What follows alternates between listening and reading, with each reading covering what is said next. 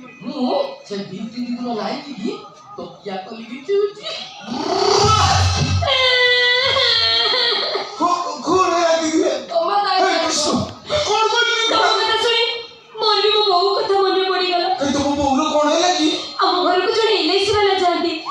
ଦିଦି କଣ ହେଇଛି ସନ୍ଧ୍ୟା ସମୟରେ ଆମ ଘରେ ପହଞ୍ଚିଲେ।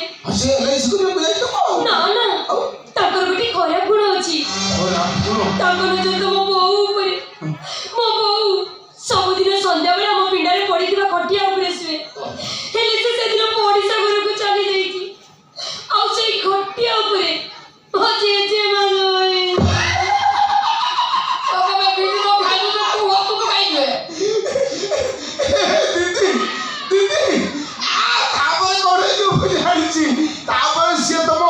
ବୋଉ ଭାବି ତମ ଜେଜେମା ଉପରେ ଡାଇରେକ୍ଟ ଚଢି ଯାଇଥିଲ।